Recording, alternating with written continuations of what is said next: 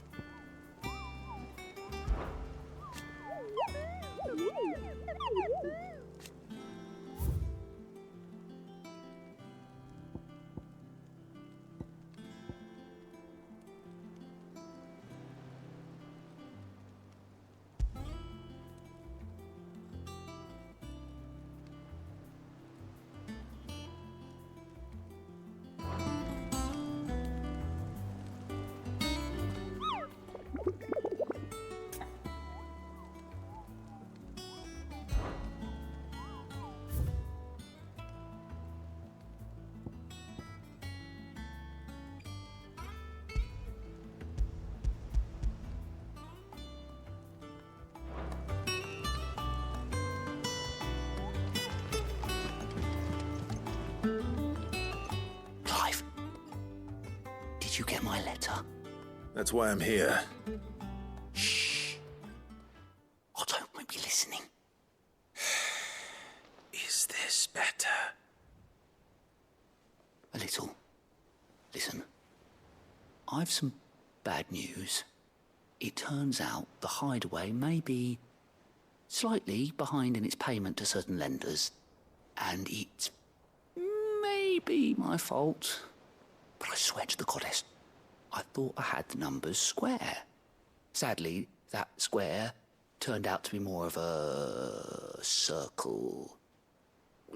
0, you might say. I can straighten it out, I swear, but it's gonna take some time, and I'm gonna need help keeping it from Otto. Bit late for that, I'd say. There you are! What a surprise! So let me get this straight. You forget to pay our lenders what they're due, and instead of coming straight to me, you get Clive to come to you. And I hope he'll dig you out of the hole you've dug for yourself. Clive, the man in charge of the place you've been cheerfully trying to bankrupt. And you thought this was a cunning plan. Why? Well, who needs paying? Oh, just Martha. And the dame. And, well, Lady Karen. But only 500 talents. We owe 3 of our most trusted friends 5 million gil. Each. 5 million each. They lent us the bulk of the money we used to rebuild the hideaway, you see, and, well, I must have made some sort of oversight. Those ledgers were my responsibility, and it was my decision to entrust them to you. This is my fault. Do we have that much to hand? I can always ask my uncle. No, we don't. And no, you won't. We've lightened Lord Rosfield's purse enough. After the king's ransom we had off him, he deserves better than to see our begging bowl. Besides, we'll need to learn to stand on our own if we're gonna make this work. All right. But that doesn't mean you have to shoulder the burden yourself. Is there anything I can do to help? There might be. How'd you fancy taking these to Martha and the dame? Rocks. Rocks, he says. Worth 1,000 talents apiece, these are. A little something Sid and I set aside for when times got lean. And I reckon 15 million in overdue debt probably qualifies. I just hope our associates' eyes are a bit more discerning than yours. I'm sure there will be. Should be me making the rounds, really. But you know how it is with this place. Orders to bark, arses to wipe, and all that. I know. Which is why I don't mind going in your place. Go. Do you know why I only gave Master Clive here 2 star rubies?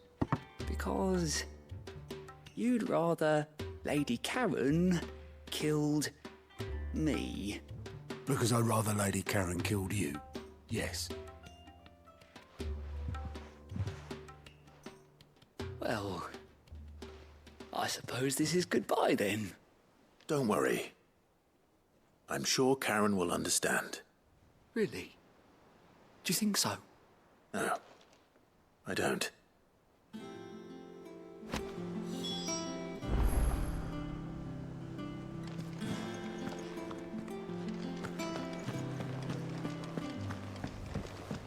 Mid told me she was building a ship.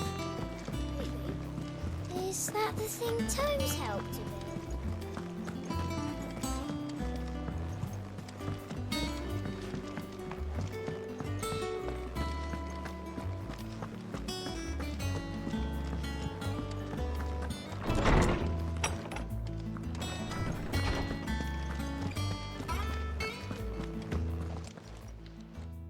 Oarsman, I need to... He isn't ill, is he? I don't think so. But according to Lady Karen, he seems to have lost his appetite. Which is certainly a new development. She says he's hardly been touching his bones of late, and she believes it may have something to do with what happened at Rosalith Castle. I rather think she might be right, though not about his appetite. All canids are instinctively inclined to crack open bones for the rich marrow that resides within, and I see no reason why a frostwolf should be any different. Accordingly, I suspect it is not a lack of appetite that afflicts Torgal, but a surfeit of it. If we assume that his newfound magics require additional nourishment to sustain, it may well be that the bones Lady Karen is accustomed to providing are no longer sufficient. Frostwolves, after all, habitually prey upon far larger animals, whose bones may yield altogether different nutrients.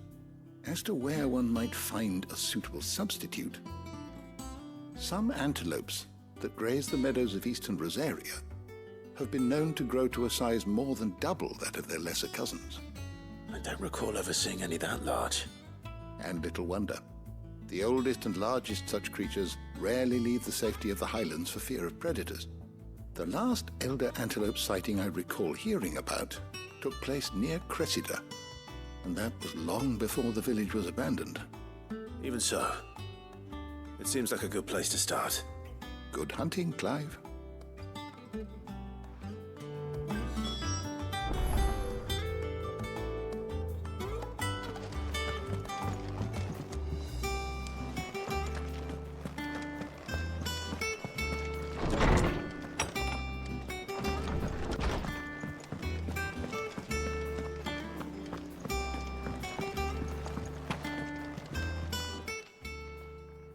You're looking well, Karen.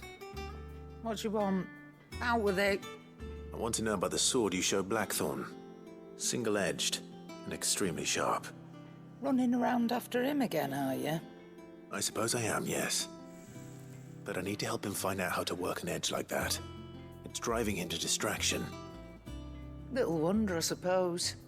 There's not many like that make it as far as the twins, and those that do go straight into private collections. Which made it nice and easy finding a buyer. Can you tell me who bought it? Where is it now? You think I tell people who my clients are? Suppose you're not likely to go nicking him off me, are you now? Fine. If you stop mooning at me like that. Lord Ignac's the man you want. Dalmekian bloke. Collects weapons and the like. And he's got more money than sense, which is why he's one of my favourite clients. Reckon he'll still be at the inn in Dalamil, where I left him. Thank you, Karen. Oh, and he's a touch eccentric, if you take my meaning. I appreciate the warning.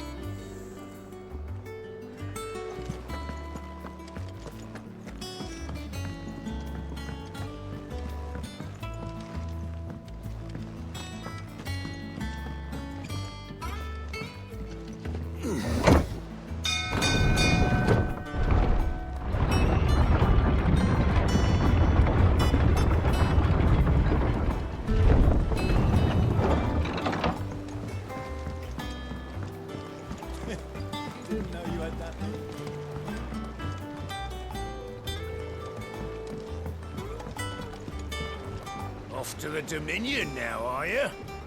Don't you ever sit still?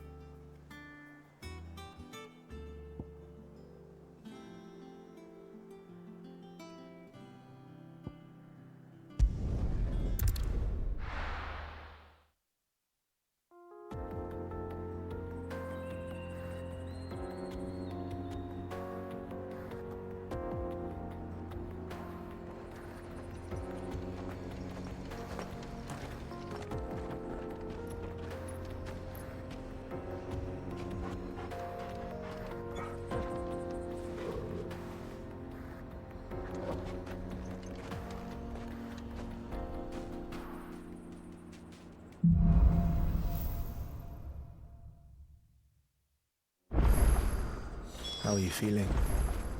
Better. Thanks to Taya. I'm glad to hear it. And Torgal helped too. Didn't you, boy?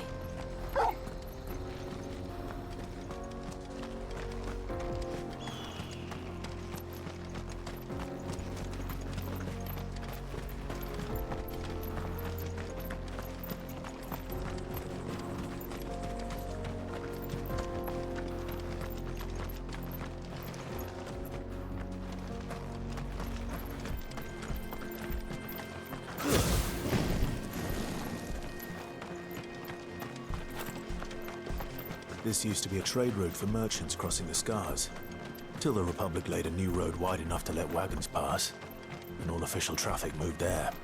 Leaving this one for those living outside the law. Indeed. I doubt we'll be the only outlaws on the trail today.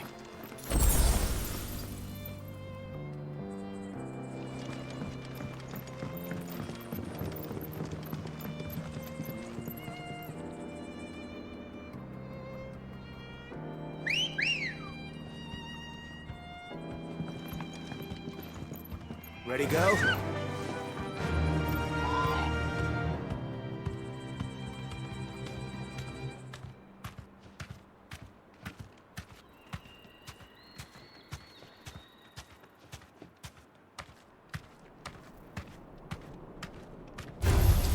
All right.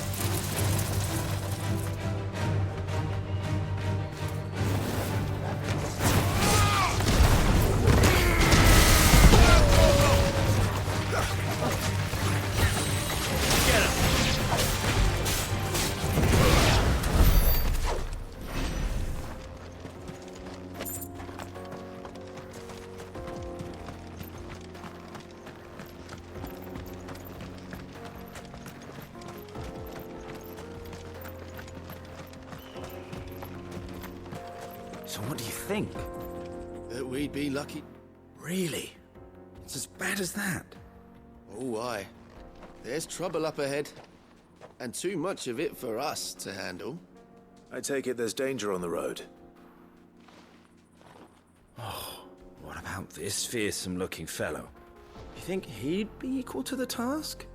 Oh, no doubt. Assuming he's willing to hear us out. Well met, friend. My brother and I have been tasked with finding a merchant's missing cart. You seen it by any chance? How does a merchant misplace his cart? Oh, the man's a coward. When he thought goblins might come a-snarling, he ran, leaving his livelihood abandoned in the pass. He sent the two of us to fetch it, but it's gone. Now, I'm not much of a thinker.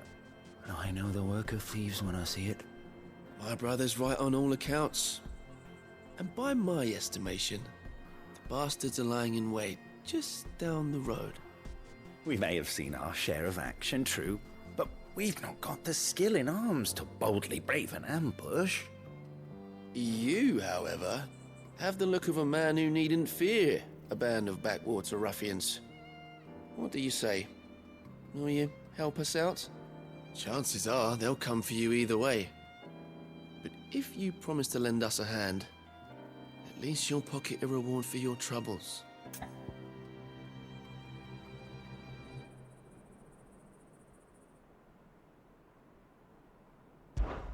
Well, if I'm going to have to deal with them anyway. You've clearly got a fine head on those broad shoulders. We're lucky you came along. Now, hoping to make a heavy purse in Boklad, our merchant friend loaded his cart with as much as it would carry. Reckon he won't be forking over the rest of our fee if we don't find those goods. So, while you're seeing to those bandits, you keep your eyes open. All right. Just don't expect me to drag the cart out of there myself. No. You can leave the cart to us. You just put an end to those bandits and point us in the right direction. You do that, we'll take care of the rest.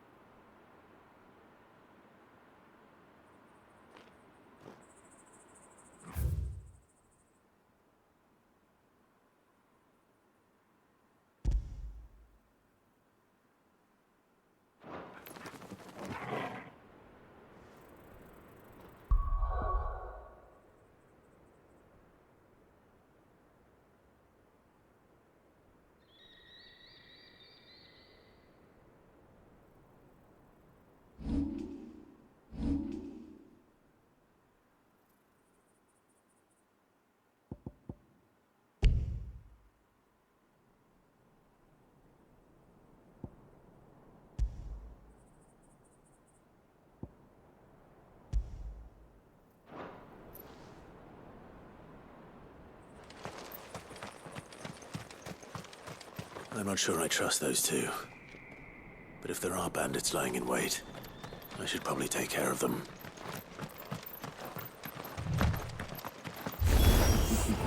Goodbye, you lot. We've got guests. These must be our bandits.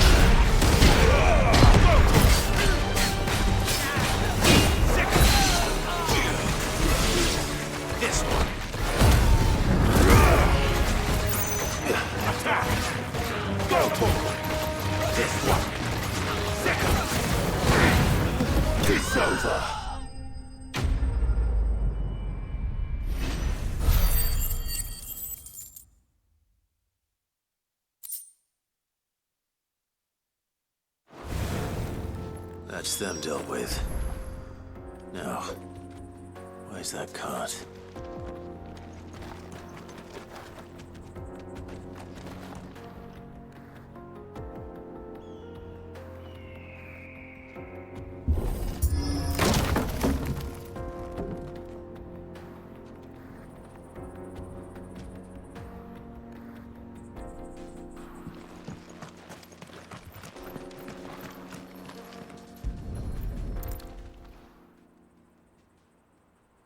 Getting all of this out of here will be a nightmare.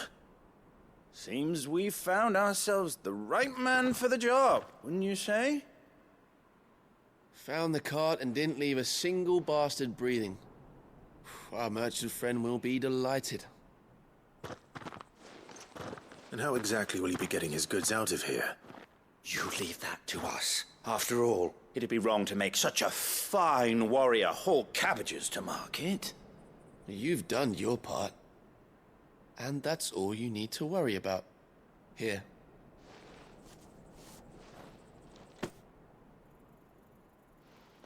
It's been a pleasure. Now piss off. There's no need to be so rude, brother. What if we want his help again next time?